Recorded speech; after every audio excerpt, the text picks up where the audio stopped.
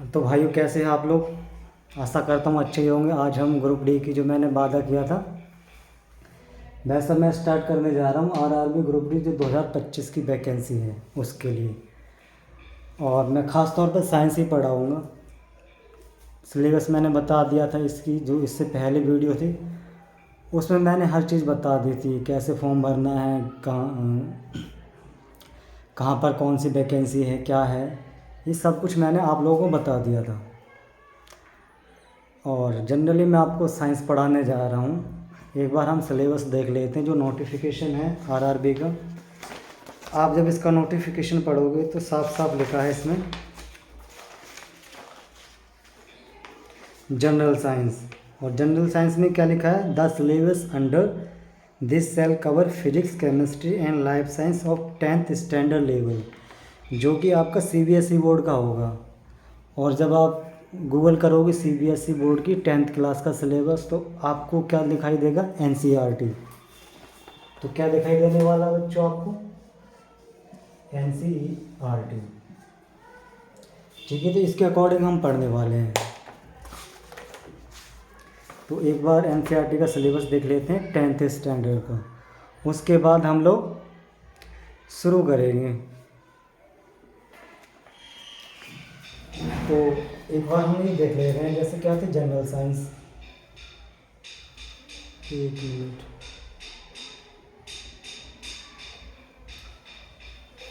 इनका क्या देख रहे हैं नंबर वाइज कितने की है। तो आपकी जनरल साइंस कितने की हो जाएगी? 25 मार्क्स की। मैथमेटिक्स कितने का है? 25 मार्क्स का। General intelligence and reasoning,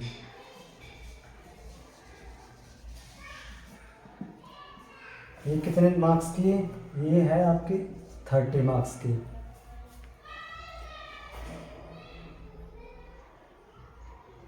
and general awareness and current affairs कितने का आपका? 20 नंबर का।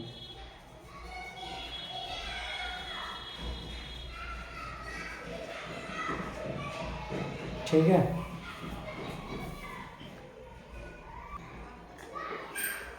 तो एक बार देख लेते हैं।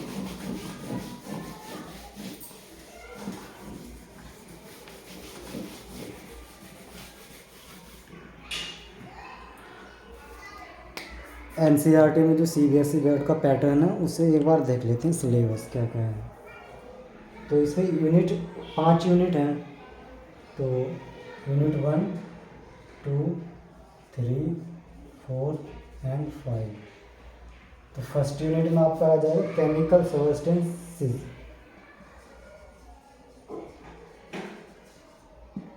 Chemical substances, nature and behaviour. इसमें क्या है? Nature and behaviour.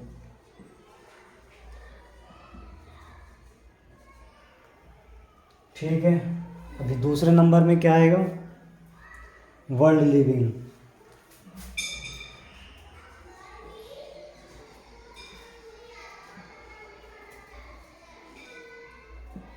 यूनिट 3 में क्या है? Natural phenomena.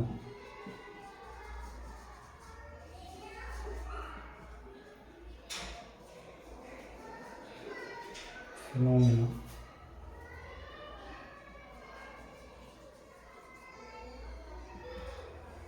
फोर्थ पे आएगा इफेक्ट्स ऑफ करंट।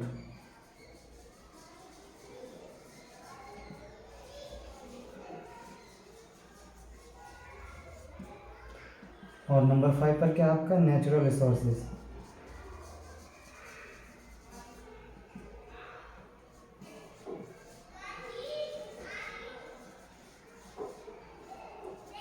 ठीक है, ये पूरा 10th का यूनिट में चेंज किया हुआ है सीबीएसई वालों ने। तो 25 नंबर की आपकी फर्स्ट 2 यूनिट हैं।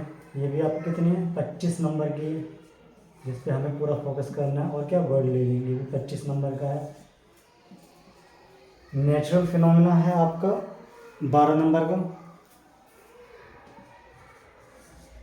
और इफेक्ट्स ऑफ करंट कितना है आपका 13 नंबर का। जो लास्ट का बचता है नेचुरल रिसोर्सेज, ये है आपका 5 नंबर का। तो मोस्टली हमें इन 4 पर क्या करना है, फोकस करना बहुत ज़्यादा। कौन सा, केमिकल सब्सटेंस जिसमें क्या है natural and nature and behaviour, इनका हमें नेचर और बिहेव देखना है। सेकंड नंबर पे क्या आ जाए आपका वर्ल्ड लिविंग, ये कितने नंबर की है आपकी 25 नंबर की। हिंदी में देख लेते हैं रासायनिक सब्सटेंसेस, क्योंकि पदार्थ, उनकी प्रकृति कैसी है और इनका बिहेवियर कैसा है, यानी कि व्यवहार कैसा है। दूसरा कौन सा, वर्ल्ड लिविंग, यानी कि जीव जगत। नेचुरल फिनोमिना, प्राकृतिक फिनोमिना, घटना से कह देते हैं। इफेक्ट्स ऑफ करंट, यानी कि जो धारा का प्रभाव है। नेचुरल रिसोर्सेज, यानी कि जो प्राकृतिक संसाधन है उनके बारे में पढ़ना है। तो हम मोस्टली वर्ल्ड लिविंग से स्टार्ट करते हैं, जिसमें मोस्टली क्या आ जाएगी बायोलॉजी। तो हम लोग आज बायोलॉजी से स्टार्ट करते हैं। अभी देखते हैं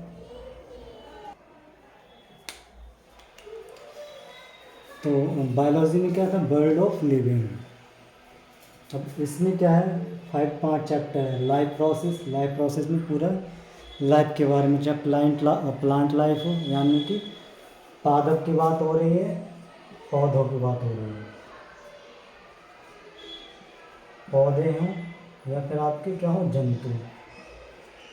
जंतु का मतलब क्या है, यानी कि प्लांट और एनिमल, उनका लाइफ प्रोसेस आ जाएगा इसमें। किसमें, लाइफ प्रोसेस में। कंट्रोल एंड कोऑर्डिनेशन, इसका मतलब होता है नियंत्रण एवं संतुलन।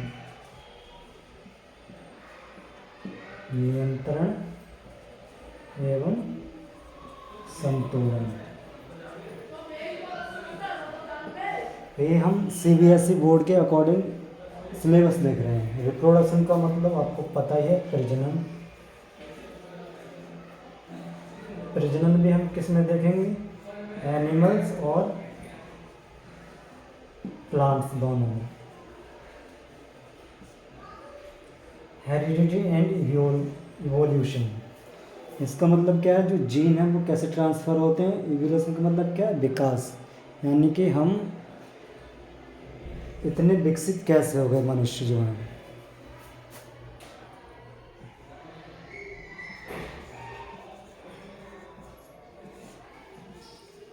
आवर एनवायरनमेंट का मतलब क्या है, हमारा पर्यावरण।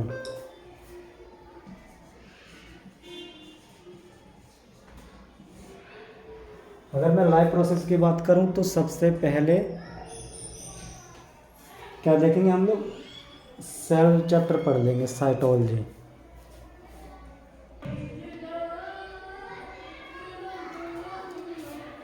तो हम बायोलॉजी में पढ़ लेंगे सेल चैप्टर, यानी सेल के बारे में। तो चैप्टर का नाम क्या होगा, साइटोलॉजी। साइटोलॉजी,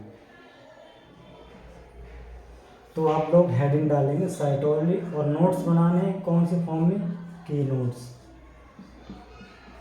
जो पढ़ रहे होंगे उन्हें पता ही, जिन्हें नहीं पता है की नोट्स, यानी कि हमें डेफिनेशन नहीं लिखनी है, नॉर्मली हम कीज़ का यूज़ करेंगे। जैसे मैं पढ़ाऊँ तो साइटोलॉजी चैप्टर की बात करें हम लोग,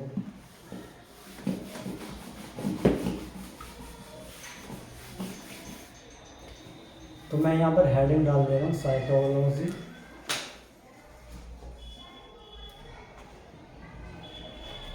साइटोलॉजी का मतलब क्या था, कोशिका विज्ञान, यानी कि सेल के बारे में हम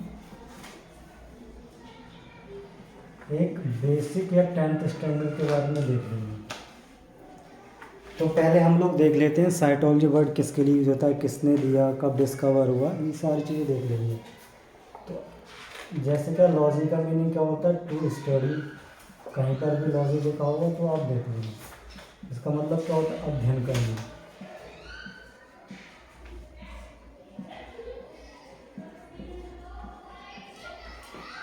साइटो का वर्ड क्या होता है, सेल, और सेल का मीनिंग क्या होता है, कोशिका।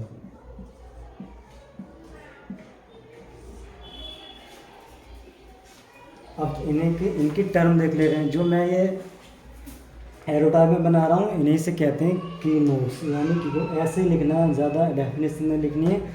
उसमें हम लोग ना तो रिवीजन फास्ट कर पाते हैं और ना ही ज़्यादा समझ में आता है।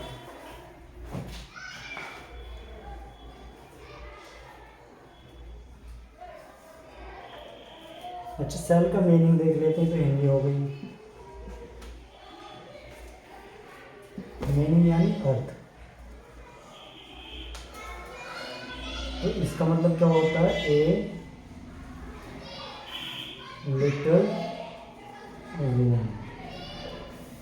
या हनीकॉम्ब, जैसे क्या होता है हनीकॉम्ब की तरह। मधुमक्खी का छत्ता देखा है ना, ऐसे हेक्सागन होता है, सेम ऐसे ही को हम लोग सेल कह देते हैं, या लिटिल रूम।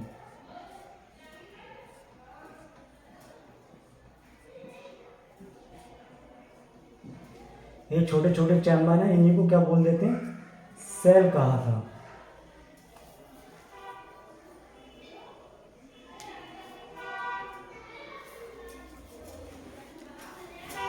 तो इन्हीं छोटे छोटे चैम्बर को क्या बोलते हैं, सेल कहते हैं।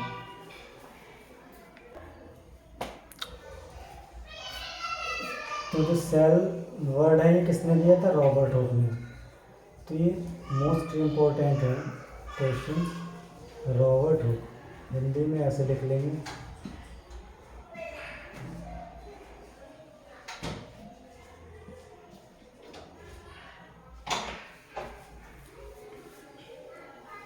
और कभी कभी इसकी डेफिनेशन भी आ जाती है, तो सेल की डेफिनेशन लिख लेंगे ऐसे। यह एक कार्यात्मक एवं संरचनात्मक यूनिट्स है किसकी, हमारी बॉडी की, यानी कि लाइफ की। जीवन की कार्यात्मक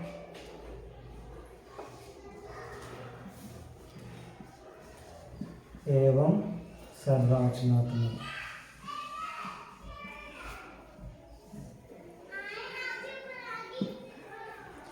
इकाई।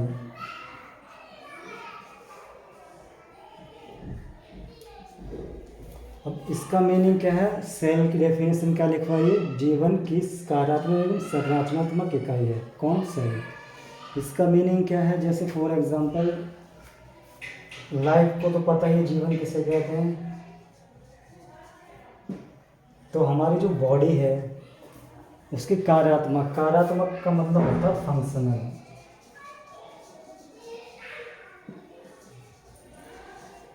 एक मिनट,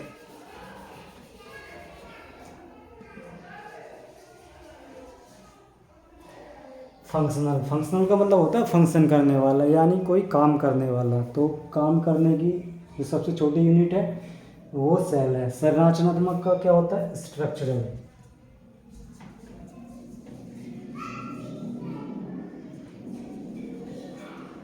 स्ट्रक्चर का भी मीनिंग क्या होता है, मतलब हम जिससे बने, स्ट्रक्चर यानी कि ढांचा।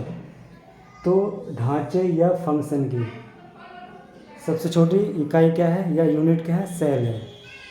तो एक बार इसे मैं अच्छे से समझा देता हूँ, सेल एक्चुअली होती क्या है। तो एक बार इसे मैं मिटा दूँ, उसके बाद दोबारा आता हूँ।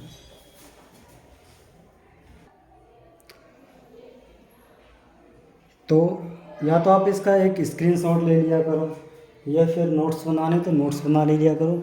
नोट्स बनाओगे तो क्या हो जाएगा, जब आप रिवीजन करोगे एग्ज़ाम टाइम तो बड़ा ही आसान होगा। तो ये कब किया था, 1660 इसका डिस्कवर किया था 1665 में रॉबर्ट हुक ने। किस में, कॉर्क में। और ये कौन थे, बॉटनोलॉजिस्ट थे। कहाँ पर लिखूँ, यहाँ लिख दिया।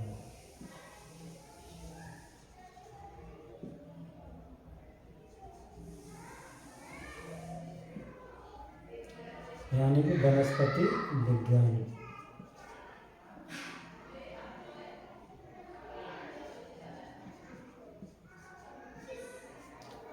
ठीक है। साइटोल, साइटो वर्ड का मीनिंग, जहाँ पर भी साइटो वर्ड आएगा उसका मतलब क्या होता है, सेल होता है। इसे दो टुकड़ों में हमने तोड़ा, साइटो और लॉजी। लॉजी का मतलब किसी भी चीज़ का अध्ययन करना या उसकी स्टडी करना या उसका एनालिसिस करना, तो वो क्या हो जाएगा, अध्ययन करना। सेल, साइटो वर्ड का मीनिंग क्या था, सेल। इसका मीनिंग क्या था, एक लिटिल रूम। कॉर्क किसे कहते हैं, जैसे क्या तुमने किसी बोतल में देखा होगा ऐसे कॉर्क, कोई कांच की बोतल जिसमें पहले शराब वगैरह आती थी, तो उसमें एक लकड़ी की डांट लगी रहती थी, उसे ही कॉर्क बोलते थे।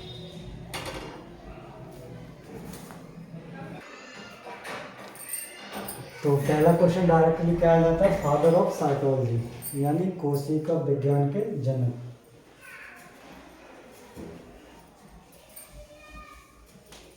फादर ऑफ साइकोलॉजी,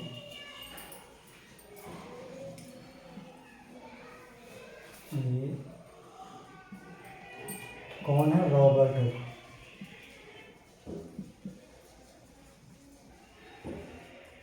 कब डिस्कवर किया था, 1665 में। हिंदी में क्या लिखेंगे, कोशिका विज्ञान के जनक।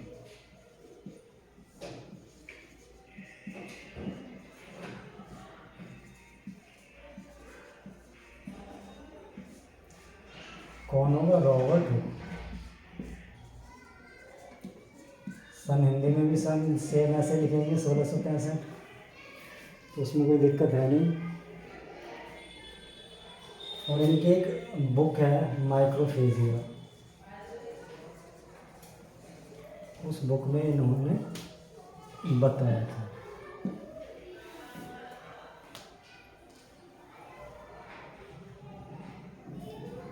अब किस में खोजा था इन्होंने, प्लांट कॉर्क, थोड़ी देर पहले बता ही दिया था। प्लांट कॉर्क का मतलब क्या है, एक लकड़ी का ढक्कन, जिसमें क्या था, जब इन्होंने इसके एनालिसिस किया था तो बेंजीन रिंग या साइक्लोहेक्सेन टाइप में स्ट्रक्चर दिखाई दिए इन्हें, उन्हें ही इन्होंने क्या कहा था, सेल, ऐसे। तो ये वाला क्वेश्चन है ना, स्टार लगा हुआ है, इस पर बहुत ज़्यादा आता है। Father of psychology Robert Hooke, कब किया था, 1665 में। ठीक है,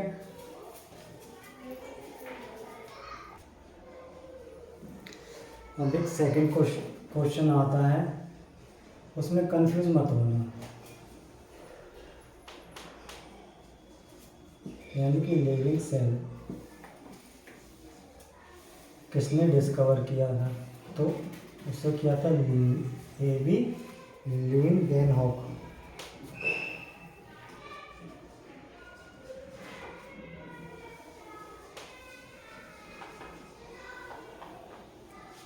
सत्रह सौ चौहत्तर में, 74 76 कुछ ऐसे ही डेट रहती है क्या, 74 है 76 है।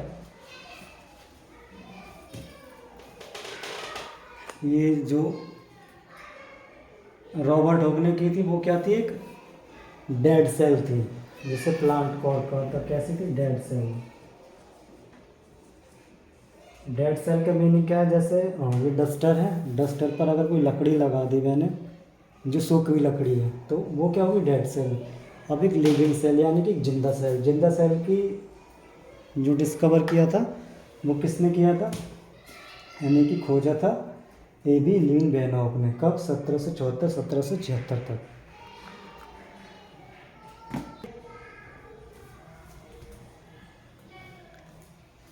ठीक है, और किसने खोजा था ये लिविंग सेल, बैक्टीरिया में।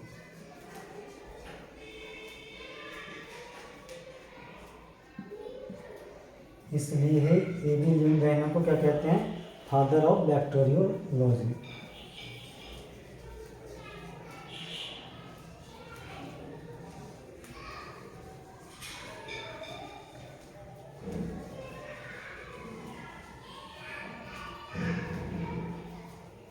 तो ये इतनी चीज़ समझ में आ गई। Father of psychology Robert Hooke, कब, 1665 में।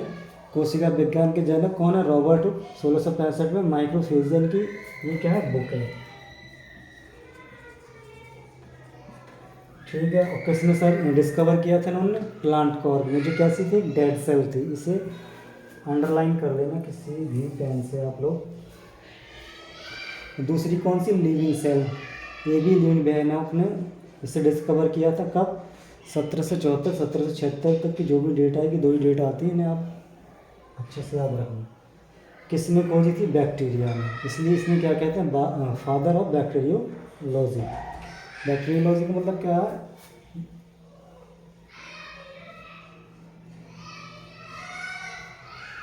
अरे बैक्टीरिया की हिंदी क्या है? तो बैक्टीरिया को क्या बोलते हैं? जीवाणु। यानी कि जीवाणु विज्ञान के पिता कौन है? जीवाणु विज्ञान के जनक हों, पिता हों, विज्ञान जीवाणु विज्ञान के पिता।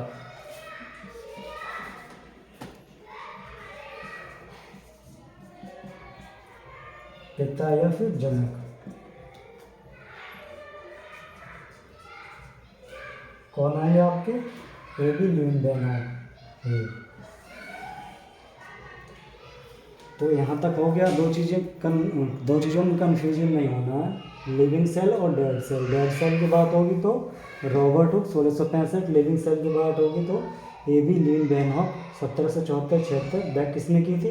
बैक्टीरिया में। इसमें क्या? प्लांट सेल थी, या प्लांट कॉर्प, जिसमें क्या थी? डेड सेल थी। अब आगे चलते हैं हम लोग। तो एक बार एबी ल्यूइनबेर्नॉक ने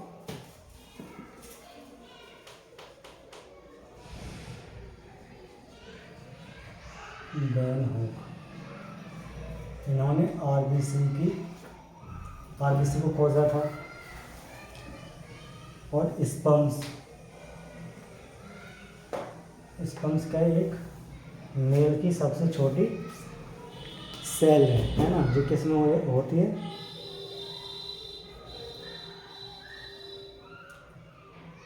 टेस्टिस में। टेस्टिस किसे कहते हैं? विल्सन से।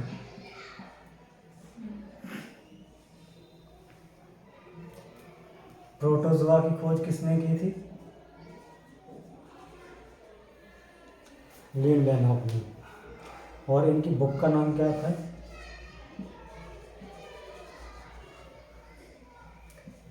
Secrets of nature.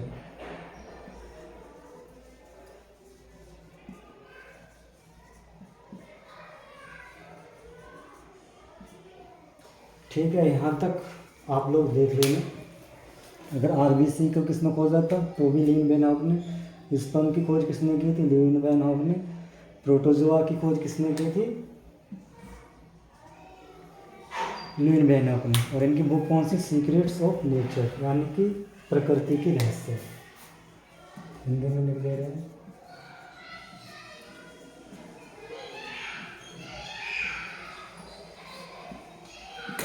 प्रकृति के रहस्य। अब हम लोग बात करने वाले हैं सेल थ्योरी। तो एक बार मैं इसे मिटा दूँ, इरेज कर दूँ, उसके बाद देखते हैं हम।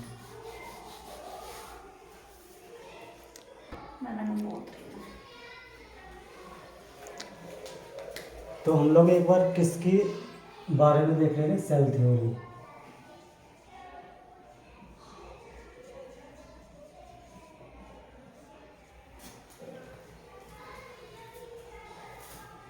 तो एक साइंटिस्ट हुए थे डुट्रोज, इसकी स्पेलिंग भी कौन सी सन में? 1824 में।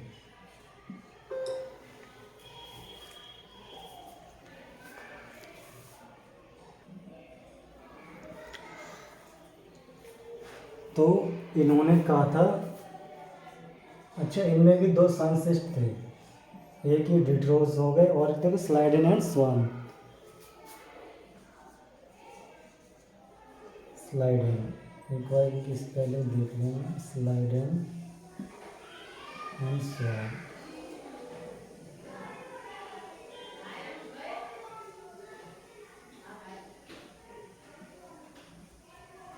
$1839 और इनका क्या था?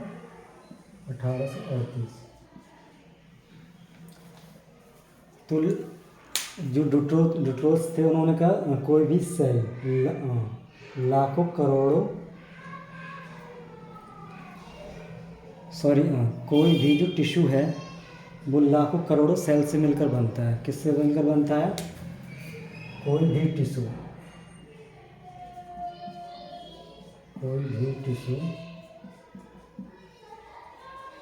टिश्यू किससे कहते हैं? ऊतक से।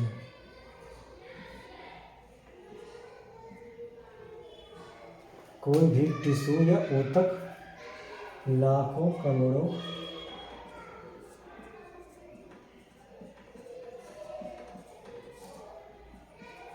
सेल से मिलकर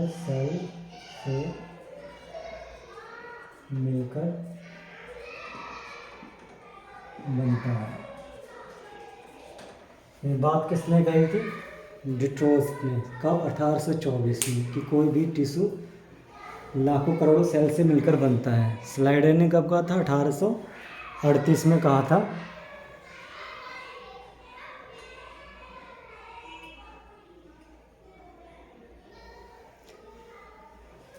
slider and Sohan,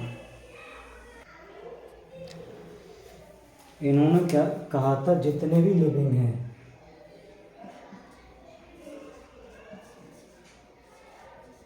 all the living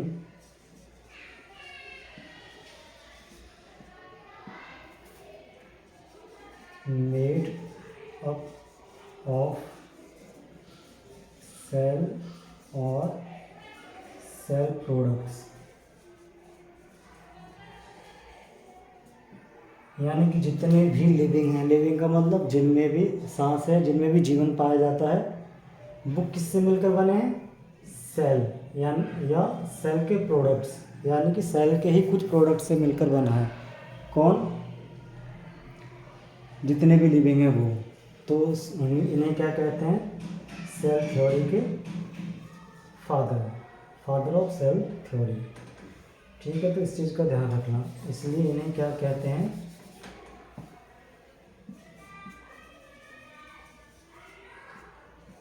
father of cell theory.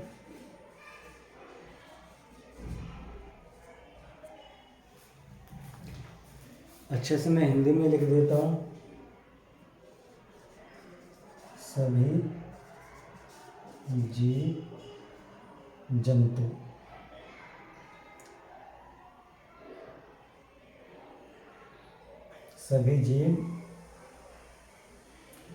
Cell कोशिका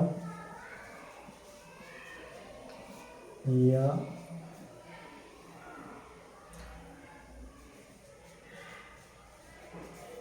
कोशिका में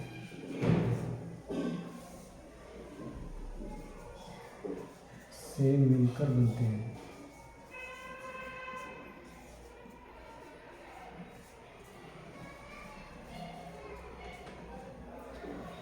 तो इस चीज़ का ध्यान रखना आप लोग।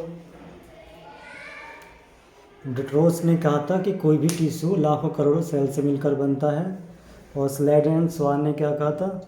सन याद रखेंगे, 1824 डिट्रोस की, और स्लाइडर के 1838, और स्वान की कब? 1839।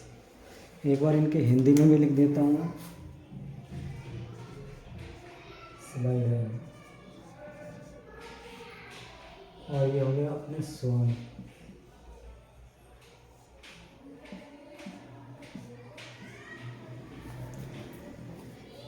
तो स्लाइडर एंड स्वान क्या कहते हैं? Father of cell theory. इन्होंने कहा था कि जितने भी लिविंग हैं वो या तो सेल के बने हुए होते हैं, यानी कि, या फिर सेल प्रोडक्ट्स के बने होते हैं।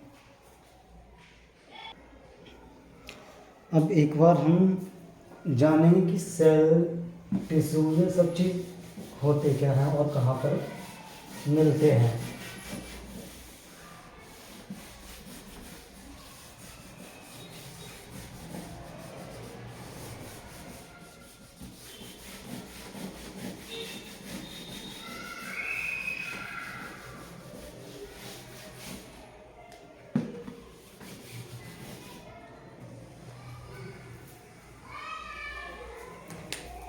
जैसे ये कोई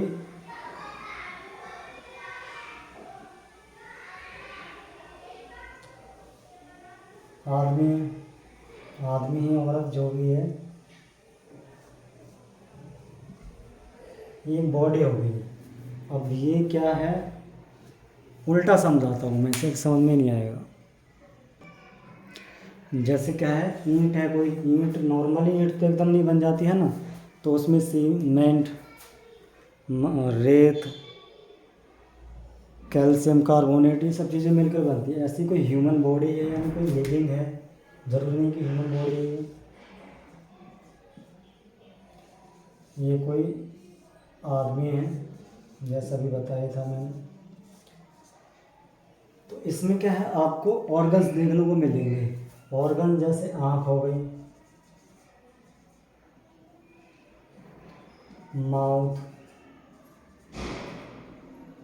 ये सब क्या है, ऑर्गन है। तो इनकी बॉडी किससे मिलकर बनती है, ऑर्गन से। तो मैं यहाँ पर ऑर्गन लिख दे रहा हूँ।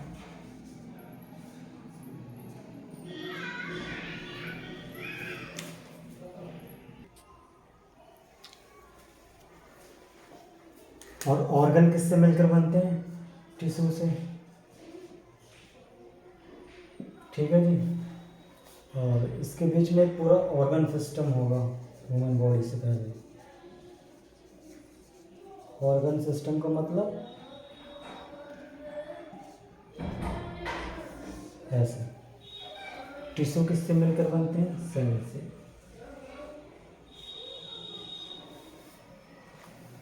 तो बीच में क्या आ जाएगा, टिश्यू, फिर सेल, सेल से छोटे क्या हो जाते हैं, सेल ऑर्गेनिजम्स।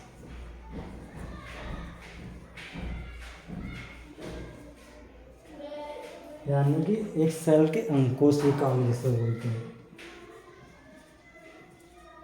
कोशिका अंग। अगर जैसे जोड़ के लिख देते तो कोशिकांग हो जाती है ऐसे। तो अब कंफ्यूज नहीं होना, ठीक है मेरे भाई। ये कोई ह्यूमन बॉडी हो गई, उसमें क्या आपको मिलेगा, ऑर्गन सिस्टम। ऑर्गन सिस्टम में आपको कोई पर्टिकुलर ऑर्गन, यानी कि कोई भी एक ऑर्गन, उसमें आपको टिश्यू मिलेंगे। टिश्यू में आपको सेल, सेल में सेल ऑर्गेनेलिस, और सेल ऑर्गेनेली में आपको क्या मिल जाएगा, एक न्यूक्लियोलस, यानी कि केंद्रक, न्यूक्लियस से न्यूक्लियोलस।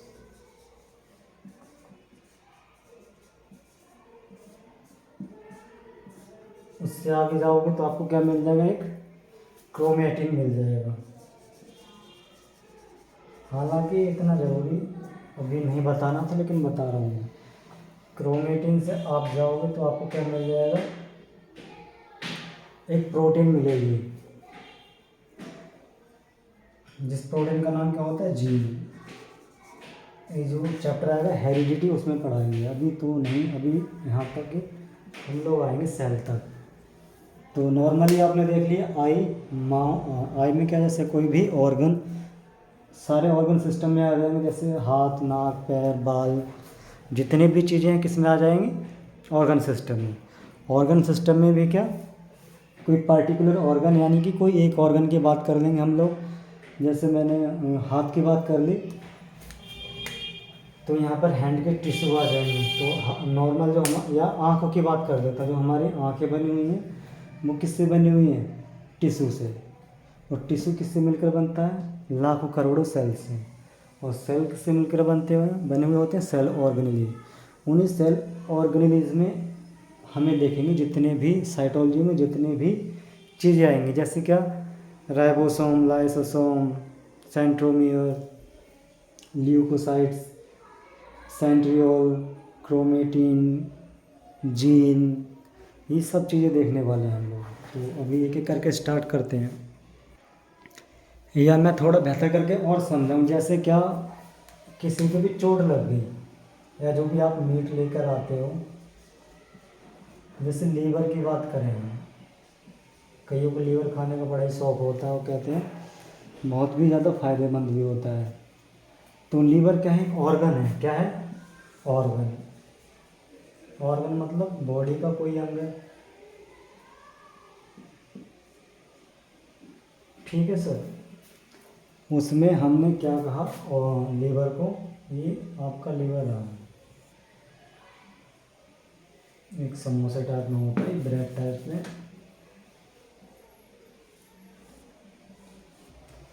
ये रहा आपका लीवर। तो मैंने पहले की इस बॉडी में से एक बॉडी ऑर्गन लिया जिसका नाम क्या था, लीवर। अभी मैंने लीवर को बीच से कट कर दिया यहाँ से, या कोई भी इसका टुकड़ा ले लिया लीवर का, इतना छोटा सा। तो इसमें से बहुत छोटा सा लिया एक मैंने, मान लो एक डॉट बराबर ले लिया, तो ये क्या हो गया, टिश्यू हो गया लीवर का। क्या हो गया, टिश्यू, लीवर टिश्यू, ये ले मान लिया। अब इस टिश्यू में से भी मैंने लाखों करोड़ों टुकड़े करे। क्या करे, लाखों करोड़ों टुकड़े। उनमें से कोई एक टुकड़ा जो होगा वो क्या है, सेल है। अब समझ में आ गया जी। मैंने कहा बॉडी में से हम मीट लेने गए, उसमें से क्या लिया हमने, लीवर ले लिया। लीवर को पूरा लीवर ले लिया, उसमें से लीवर का थोड़ा सा मांस लिया, उसका एक छोटा सा टुकड़ा जिसे हमने क्या कहा था, टिश्यू। क्या कहा था, टिश्यू, ये रहा। और उस टिश्यू के भी लाखों करोड़ों जब टुकड़े करे और उनका एनालिसिस किया तो हमें क्या देखा, एक सेल दिखाई दिया, सेल। तो ये चीज़ क्या थी, सेल थी। तो मुझे लग रहा है अभी समझ में आ गया होगा आप लोगों को।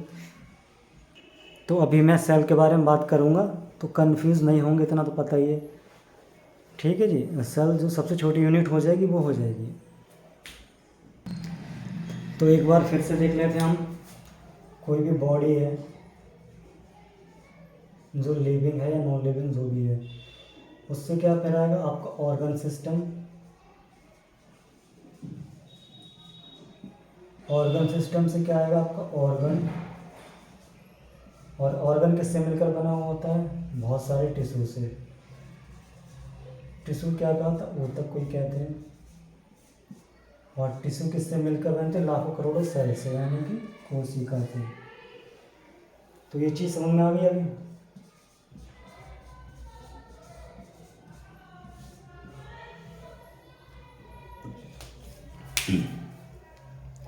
सॉरी, कोई भी बॉडी किससे मिलकर बनती है, ऑर्गन सिस्टम से। ऑर्गन सिस्टम किससे मिलकर बनता है, ऑर्गन से। ऑर्गन किससे मिलकर बनता है, टिश्यू। और टिश्यू किससे मिलकर बनते हैं, लाखों करोड़ों सेल से। तो यहाँ तक आप लोगों को समझ में आया होगा। तो हम किसकी बात कर रहे हैं, इस सेल की, जिसे हम किस में पढ़ते हैं, साइटोलॉजी में। मुझे लग रहा अब कोई कन्फ्यूज़न नहीं रहा होगा सेल में, सेल कहते किसे हैं। तो अभी आगे पढ़ते हैं, सेल होती क्या है, कैसी दिखती है, ये सारी चीज़ें, या जो सेल के पार्ट्स होते हैं। सेल के पार्ट को ये एक्चुअली सेल ऑर्गेनेल्स कहते हैं। सेल के parts of cell, part of cell, यानी कि सेल के भाग को बोलते हैं कोशिका।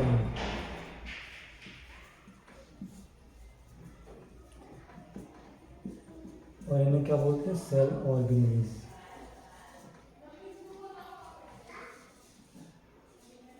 तो अभी कंफ्यूज नहीं होना, सेल ऑर्गेनेल्स किसे कहते हैं, यानी कि जो सेल के पार्ट होते हैं, यानी कि सेल के जो अंग हैं, पार्ट्स ऑफ सेल, उन्हें क्या बोलेंगे, सेल ऑर्गेनेल्स। तो मेरे भाई अभी क्या है, कंफ्यूज नहीं होना है।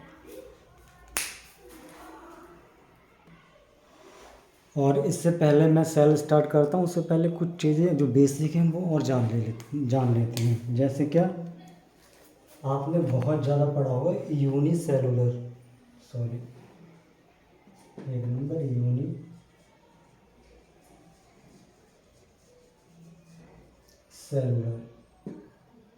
और दूसरा आपने एक वर्ड पढ़ा होगा मल्टी सेलुलर।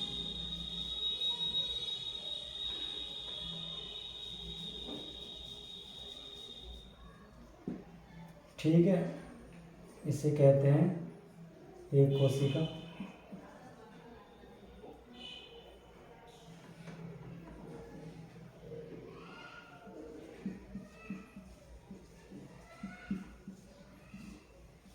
इसे बोलते हैं बहुकोशिका।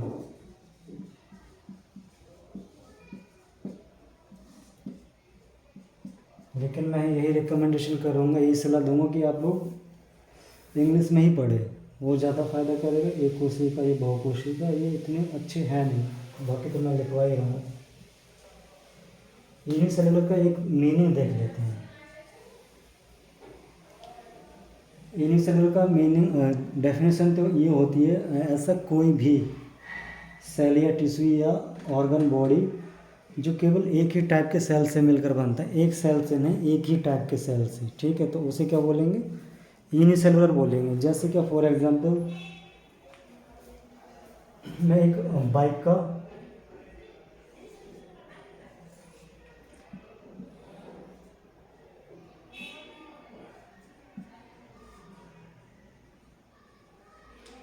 एग्जांपल ले लेता हूँ।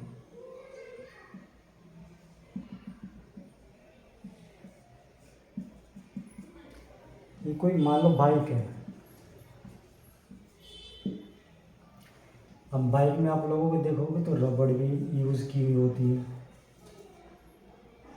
प्लास्टिक भी यूज़ होता है, मेटल्स भी यूज़ होते हैं। मेटल्स में जैसे कि एल्यूमिनियम और आयरन, यानी कि लोहा। एल्यूमिनियम को तो एल्यूमिनियम बोलते ही हैं, है ना। मेटल्स में आयरन हो गया, एल्यूमिनियम हो गया। उसके इंजन में आप लोगों को तो कॉपर भी यूज़ होता है।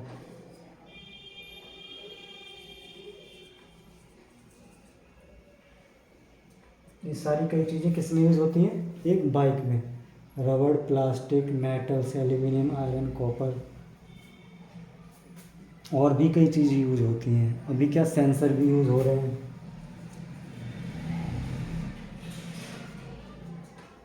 ठीक है।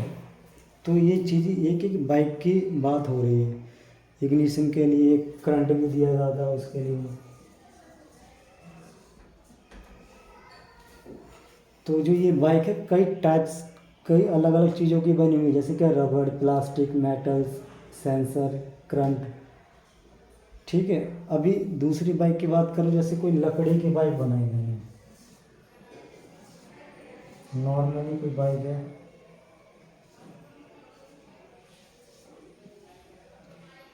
ये कोई लकड़ी की बाइक है, पूरी ही साइकिल है। ये किसकी बनी हुई है? वुड की बनी हुई है, यानी कि वुडन साइकिल जिसे कह सकते हैं।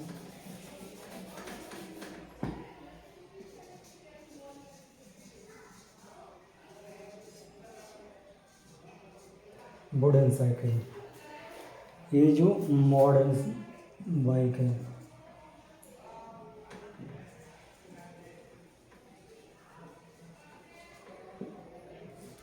ठीक है जी। अभी इसमें क्या है, ये पूरी जल जाएगी। जितना काम, जितनी एडवांस ये वाली है, उतनी एडवांस ये नहीं है। इसमें दिक्कत भी होगी, जल जाएगी, जल्दी ख़राब हो जाएगी, है ना। बहुत ज़्यादा दिक्कत है इसमें, किसमें? वुडन साइकिल में। इतनी एडवांस नहीं, लेकिन ये बहुत ज़्यादा एडवांस होगी। स्पीड भी अच्छी होगी, इसकी स्पीड भी। इंजन लकड़ी का नहीं बन पाएगा, ये आप लोगों को भी पता है। इसमें इंजन भी अच्छा होगा। तो ये क्या होगी, बहुत ज़्यादा एडवांस होगी। कौन सी? जिसमें रबड़ है, प्लास्टिक है, मेटल्स है, सेंसर है, करंट है, एल्यूमिनियम, अलग अलग मेटल्स हैं। तो ऐसी क्या होती है, जो बॉडी बनी होती है वो अलग अलग टाइप्स की सेल की बनी होती है। अब इसमें क्या है, वुडन सेल में केवल लकड़ी का यूज़ हो रखा है केवल। इसमें देखो अलग अलग चीज़ का यूज़ हो रखा है। तो ये बहुत ज़्यादा क्या है, एडवांस है। तो जो ज़्यादा एडवांस है, इसी को बोल देते हैं मल्टी सेलुलर। यानी कि अलग अलग, ऐसे मान लो रबड़ अलग सेल की है, प्लास्टिक अलग सेल की है, मेटल्स अलग सेल्स के हैं, सेंसर अलग सेल के हैं, करंट अलग चीज़ है। तो इसमें क्या, एक से ज़्यादा चीज़ें यूज किस में हुई हैं? मल्टी सेलुलर में। यानी कि एक से ज़्यादा, एक से ज़्यादा नहीं, एक से ज़्यादा टाइप्स की सेल्स किस में पाई जाएंगी? मल्टी सेलुलर में। और केवल एक ही टाइप की सेल्स किस में पाई जाती है? मल्टी सेलुलर में। जैसे क्या, ये जो वुडन वाला, जो लकड़ी वाली साइकिल थी, इसका ही एग्जांपल था। तो मुझे लग रहा है अब मल्टी सेलुलर और यूनिसेलुलर में आप बिल्कुल भी कंफ्यूज नहीं होने वाले हैं। तो मैं एक बार इनकी डेफिनेशन लिखवा दे रहा हूँ, अभी समझ में तो आ ही गया होगा आप लोगों को। तो अभी मैं क्या, इसकी डेफिनेशन लिखवा दे रहा हूँ। यूनिसेलुलर किसे कहेंगे? ऐसी बॉडी, ऐसी बॉडी या अंग, ऐसी बॉडी जिसमें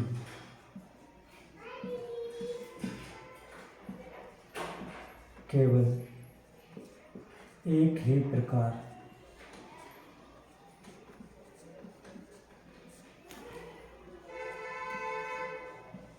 के सेल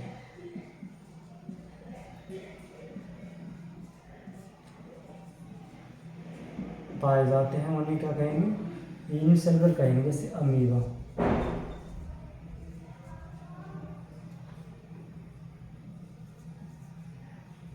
के सेल पाए जाते हैं, उसी सेल से सभी कार्य करता है। और जीव या बॉडी एक ही सेल से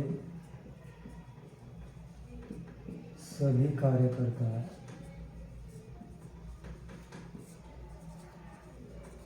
है ना? अभी जैसे क्या अमीबा का कोई स्ट्रक्चर तो होता नहीं है, ऐसे ये मैंने क्या बना दिया, एक अमीबा बना दिया,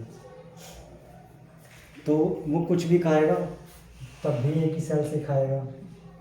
अगर उसे पानी पीना हो, निकालना हो, कुछ एक्सक्रीट करना हो, तभी एक ही टाइप की सेल्स होंगी। ऐसा नहीं है। जीभ की हमारी क्या है, अब जीभ देखोगे आप लोग तो बहुत ज़्यादा क्या होती है, मजबूत होती है ना? तो उसमें क्या अलग सेल हैं। हम ह्यूमन बॉडी की बात करें, आँख की अलग सेल है, आँख बिल्कुल अलग है, ऐसे दिखाई देगा अंदर से, जैसे ट्रांसपेरेंट है ना? नाक की अलग सेल है, हड्डियों की अलग सेल है। अमीबा में क्या है, ना कोई हड्डी है ना कुछ, एक ही टाइप की सेल्स हैं। ठीक है, तो उसी को सेल कह रहे हैं। तो सारे काम ही किससे करेगा, एक ही टाइप की सेल्स होंगी। इसका ना ही कोई शेप होता है, ना ही साइज़ होता है। साइज़ तो खैर छोटे बड़े होते हैं, लेकिन छोटे ही होते हैं, इतना भी बड़े नहीं होते कि आपको ऐसी आंखों से दिख जाए। माइक्रोस्कोप का यूज़ करना पड़ता है। तो ये सेलर का मीनिंग बहुत अच्छे समझ में आया होगा। ऐसी बॉडी जिसमें केवल एक ही टाइप के सेल्स पाए जाते हैं, और जीव या बॉडी एक ही सेल से सभी कार्य करता है। ठीक है, सभी फंक्शन किससे करेगा, एक ही सेल से, एक ही टाइप के सेल से। अभी मल्टी सेलुलर की डेफिनेशन देख लेते हैं। इसकी डेफिनेशन मैं यहाँ पे लिख दे रहा हूँ। एक ऐसी बॉडी या फिर जीव की बात करूँगा,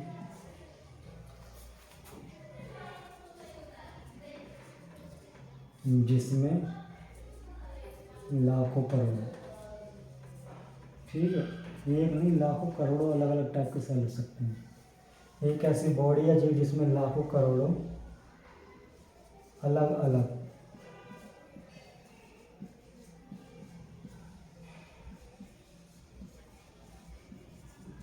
टाइप के सेल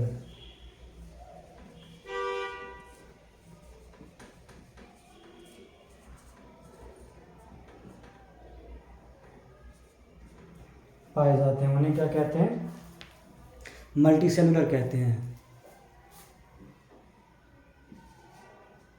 और प्रत्येक सेल क्या करेगा, यानी कि इस टाइप सेल्स अलग अलग फंक्शन भी करेगा।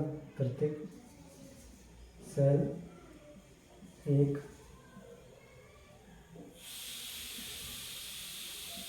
अपना, प्रत्येक सेल अलग अलग काम करता है। प्रत्येक सेल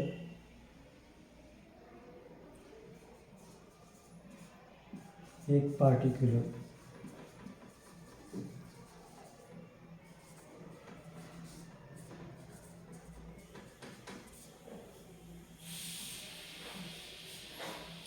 ठीक है जी। जैसे क्या, खाने के लिए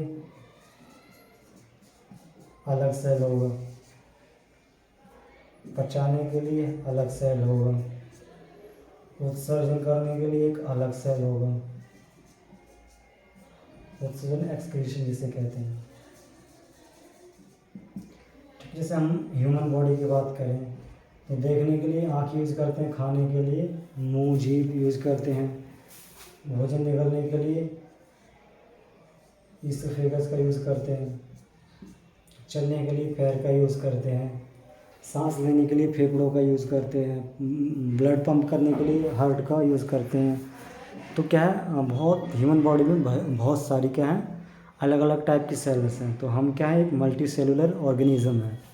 तो इस चीज़ का ध्यान रखेंगे। अभी यूनिसेलुलर और मल्टी सेलुलर में मुझे नहीं लग रहा आप कन्फ्यूज़ होंगे इसके बाद भी। ठीक है जी।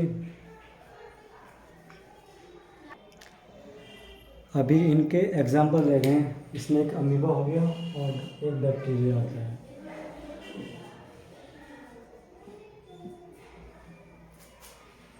इसके एग्जाम्पल क्या है, एक ह्यूमन बीइंग है,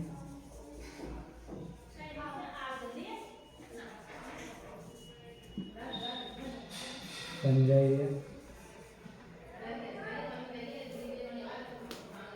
एनिमल है,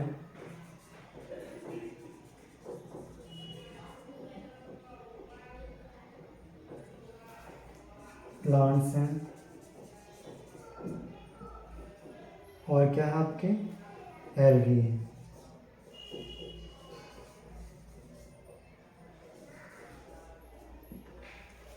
तो ये किसके एग्जाम्पल है, मल्टी सेलुलर ऑर्गेनिज्म यानी कि मल्टी सेलुलर। ऐसे सभी क्या है, human being, fungi, animals, plants, algae, ये सब क्या है, मल्टी सेलुलर ऑर्गेनिज्म है। और यूनिसेलुलर ऑर्गेनिज्म कौन से थे, अमीबा, बैक्टीरिया, और क्या बताया था, ऐसे जीव जिनमें एक ही टाइप की सेल्स पाई जाती है और वही सेल्स ही सभी प्रकार के क्या करती है, काम करती है, जैसे खाना पीना और जो भी एक्टिविटी होंगी बॉडी में वो सभी एक ही टाइप की सेल करेगी। और मल्टी सेलुलर में क्या होंगे, हर एक टाइप के काम करने के लिए एक अलग टाइप का सेल्स मिल जाएगा ऐसे बॉडी में, तो उसे क्या बोलेंगे, मल्टी सेलुलर बोलेंगे। अभी मैं इसे इरेज करके नेक्स्ट स्टेप देखता हूँ। तो कुछ फैक्ट्स और हैं जो मैं आप लोगों को बता देता हूँ। आपने एक साइंटिस्ट का नाम सुना होगा, रुडोल्फ विर्चो। रुडोल्फ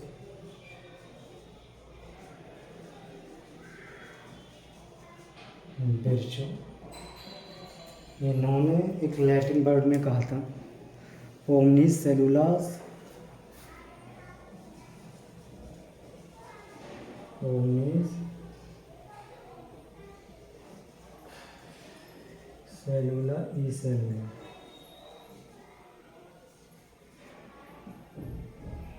ओमनिस का मतलब होता है प्रिमिटिव या प्री एग्जिस्टिंग।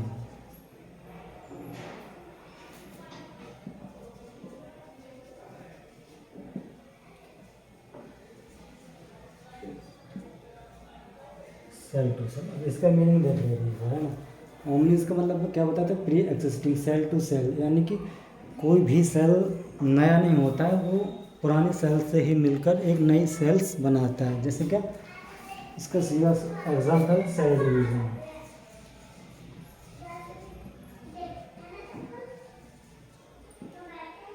तो इसका मीनिंग क्या है, जैसे कहीं पर भी चोट लग गई, क्या लग गई, चोट लग गई, तो आपने देखा होगा कोई बाहर से सेल नहीं आती, हमारी बॉडी ही उस घाव को धीरे धीरे क्या कर देती है, भर देती है। तो इसका वही मतलब है, ओमनी सेलुलर ई सेलुलर मतलब pre existing cell to cell, यानी कि कोई जी जो नई सेल होती है वो पुरानी ही सेल से मिलकर बनती है ना। तो वो आगे पढ़ोगे, पेरेंटल सेल होती है, वो डिवाइड हो जाती है टू पार्ट्स में, फिर वो टू पार्ट्स में बन जाती है। तो ऐसे सेल डिवीज़न होता है ना। तो वो बाद की बात है, बाद में पढ़ेंगे, अभी फिलहाल इतना ही ध्यान देना था। और ये कब का था मैंने, 1855, 1855 में। ठीक है जी। एक थी आपको प्रोटोप्लाज्म, अभी प्रोटोप्लाज्म है क्या, वो मैं बाद में बताऊंगा जब सेल का स्ट्रक्चर पढ़ाऊंगा तब। प्रोटोप्लाज्म थ्योरी कब आई थी, 1861 में।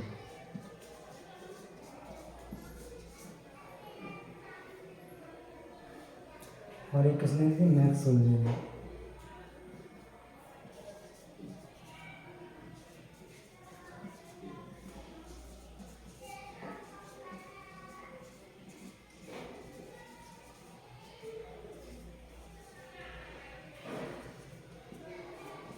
ठीक है जी। प्रोटोप्लाज्म थ्योरी कब दी थी, 1861 में मैक्सवेल ने, और रुडोल्फ विर्चो ने 1855 में कहा था ओमनी सेलुला ई सेलुला, मतलब कोई भी जो सेल होती है वो खुद नहीं बनती, पुरानी ही सेल से डिवीज़न करके बनती है। अब हम देखेंगे कोई ऐसे की पॉइंट्स, जैसे क्या स्मॉलेस्ट यानी सबसे छोटी कोशिका, सबसे बड़ी कोशिका, ह्यूमन बॉडी में सबसे छोटी कोशिका, ये सब चीज़ें हम लोग जानेंगे धीरे धीरे करके। तो भाई की पॉइंट्स मैं लिखूँगा, उसके बाद मैं आप लोगों को बताऊँगा। तो यहाँ पे मैंने लिखा था यूनिवर्सल्स। यूनिवर्स में कौन सी सबसे छोटी और सबसे बड़ी। तो जो सबसे छोटी यूनिवर्स की सबसे छोटी जो सेल्स होती है वो कौन सी होती है, बैक्टीरिया में मिलती है। कहाँ पर, बैक्टीरिया। बैक्टीरिया में कौन सी, पीपीएल।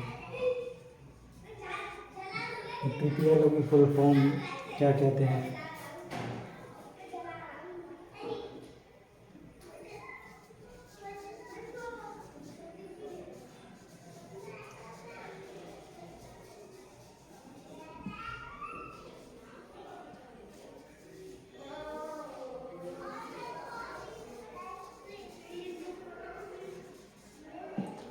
ठीक है जी। तो यूनिवर्स की सबसे छोटी सेल्स किस में मिलती है, बैक्टीरिया में। बैक्टीरिया में उसका नाम क्या है, पीपीएलओ। और पीपीएलओ की फुल फॉर्म क्या होती है, प्लूरिनिमोनिया लाइक ऑर्गेनिज्म, या इसके दूसरा नाम क्या होता है, माइकोप्लाज्मा। इसी को क्या बोलते हैं, माइकोप्लाज्मा।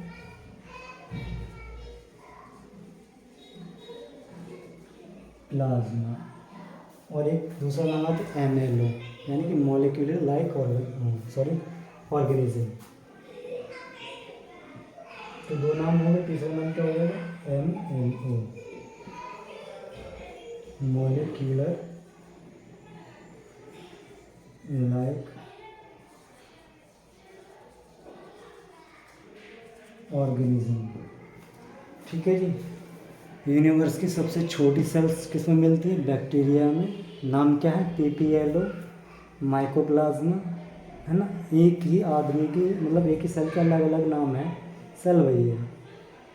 जैसे घर में आपके अलग अलग नाम हो गए, दोस्तों में अलग नाम हो गए, ठीक है। तो वही चीज़ है, बाकी है कुछ नहीं इसमें।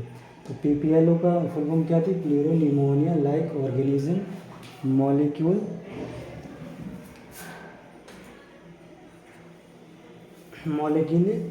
लाइक ऑर्गेनिज्म, या एमएलओ की फुल फॉर्म थी माइकोप्लाज्मा, इसका ये नाम है। अब मैं, ये क्या होती है, एक माइक्रोन से भी छोटी होती है।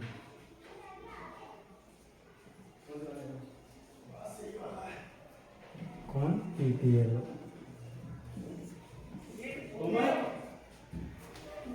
एक माइक्रोन से भी छोटी सेल्स कौन सी होती है, पीपीएलओ। इसलिए ये क्या है, यूनिवर्स की सबसे छोटी सेल्स है। मैं बड़ी सेल्स की बात कर लेता हूँ तो एक बार। अच्छा, और एक चीज़ नोट और करेंगे, क्या होता है, मैं यहाँ लिख दे रहा हूँ।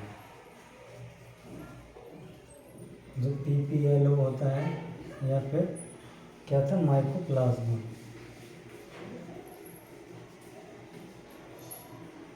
इसके चारों ओर क्या नहीं रहता है,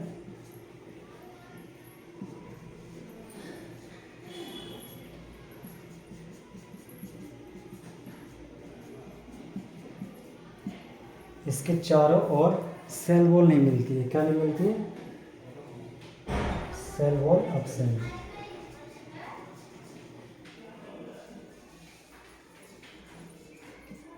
ठीक है जी। ये बहुत आ जाता है मेरे क्वेश्चन कि पीपीएलओ के, यानी कि इनमें क्वेश्चन ऐसा आता है, इनमें से किसमें कोशिका भित्ति नहीं मिलती है या नहीं पाई जाती है। सेल वॉल को क्या बोलते हैं, कोशिका भित्ति।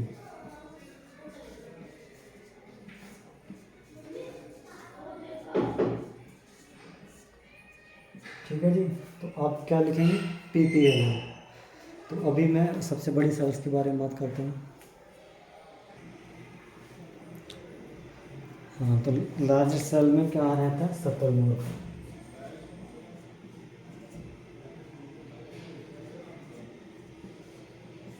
इसे क्या बोलते हैं, ऑस्ट्रिच। इसका साइज कितना रहता है 130 माइक्रोन से 170 माइक्रोमीटर में। 130 माइक्रोन से 170 माइक्रोन तक रहता है। और ये कैसे रहती है, मल्टी सेलुलर रहता है। ऑस्ट्रिच एग में मिलती है ये, ना कि ऑस्ट्रिच एग। ठीक है जी, किसमें, ऑस्ट्रिच एग में। कौन सी, और ये कैसे टाइप की होती है, मल्टी सेलुलर होती है।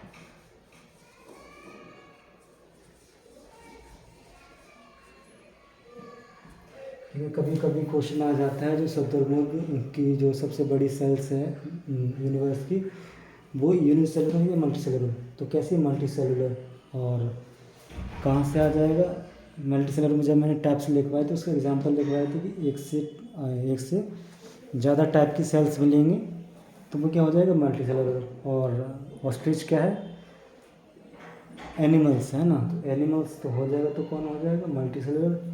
और साइज़ क्या होता है इसका 130 माइक्रोन से 170 माइक्रोन मीटर तक। ठीक है,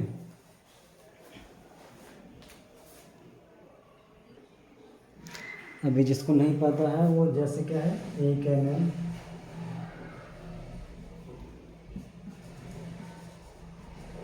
1000 माइक्रोन होते हैं।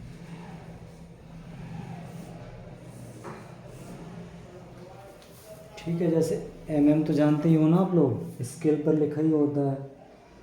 तो 1 mm में कितने होते हैं, 1000 माइक्रोन मीटर। तो 1 माइक्रोन, 2 माइक्रोन, यानी कि 130 माइक्रोन, 170 माइक्रोन, ये आँखों से बहुत आसानी से दिख जाएंगे। एक ह्यूमन आइज़ की बात करूँ तो मैं, तो इतनी चीज़ समझ में आ गई यहाँ तक। और इसका वेट पूछ लेता कभी कभी, तो कितना होता है 1 से 5 kg। किसका, इस ऑस्ट्रिच एग का। ठीक है जी,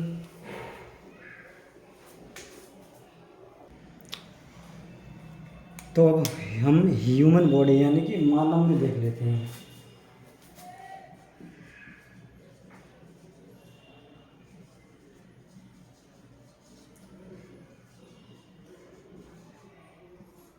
तो इसमें आपको 3 टाइप्स की सेल्स मिलेगी साइज के अकॉर्डिंग। एक तो होगी लॉन्गेस्ट, एक होगी लार्जेस्ट, और एक होगी स्मॉलेस्ट। ठीक है जी, लॉन्गेस्ट का मतलब होगी सबसे बड़ी, लार्जेस्ट का मतलब हो गया लंबी, और स्मॉलेस्ट का मतलब हो गया छोटी।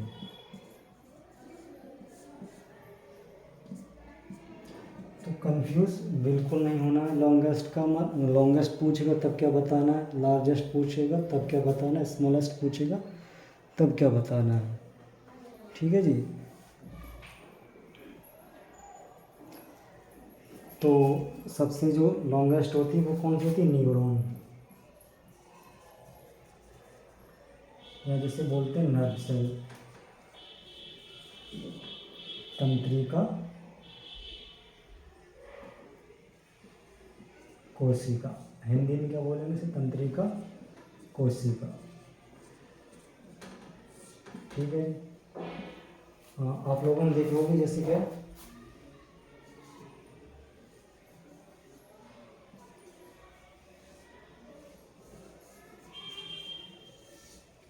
ऐसे देखोगे, इसे क्या बोलते हैं, तंत्रिका कोशिका। इस कहाँ पे मिलती है, जो हमारे नर्व्स होती हैं उनमें मिलती है, नर्व सेल्स। ठीक है जी, तो ये सबसे बड़ी है, यानी कि लॉन्गेस्ट सेल्स कौन सी होती है, न्यूरॉन या नर्व सेल।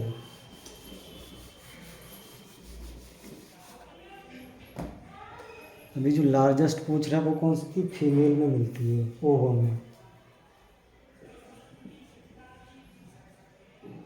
ओवम या फीमेल है।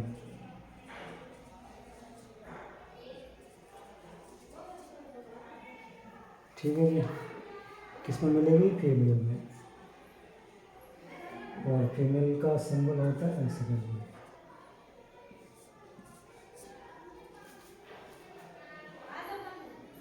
और सबसे बड़ी कहाँ पर मिलेगी, स्पर्म में, यानी कि मेल सेल।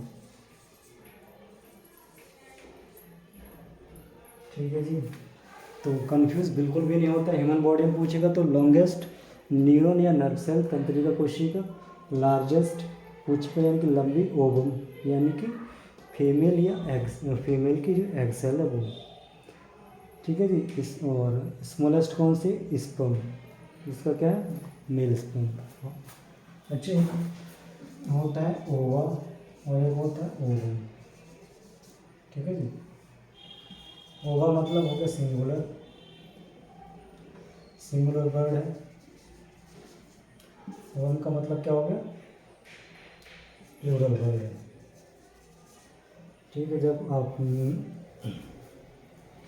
रिप्रोडक्शन पढ़ोगे तो इसमें क्या होता है, फीमेल में जब पीरियड्स आते हैं तो वहाँ पर क्या होती है, ओवरी में ओवम बनते हैं, उन्हें ही बोलते हैं ओवम या ओवल, अंडाणु जिसे कहते हैं हिंदी में, क्या कहते हैं, अंडाणु।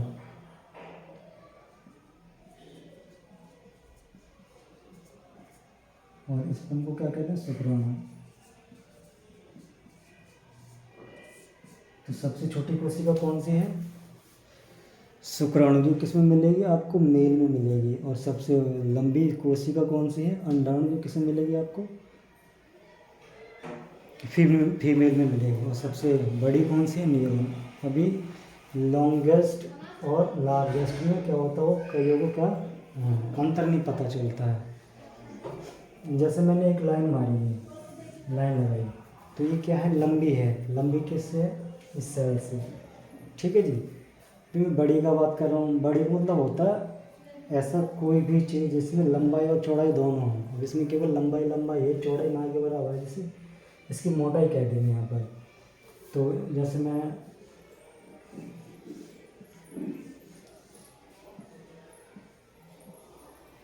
एक मैंने ये बनाया,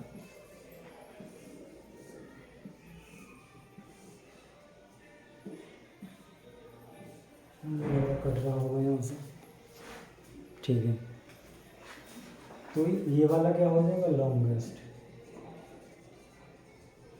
कंपेयर देन इट, यानी इससे क्या हो जाएगा, लंबाई क्या है, स्मॉल है, ठीक है जी। तो स्मॉलेस्ट और लॉन्गेस्ट में अंतर पता चल गया।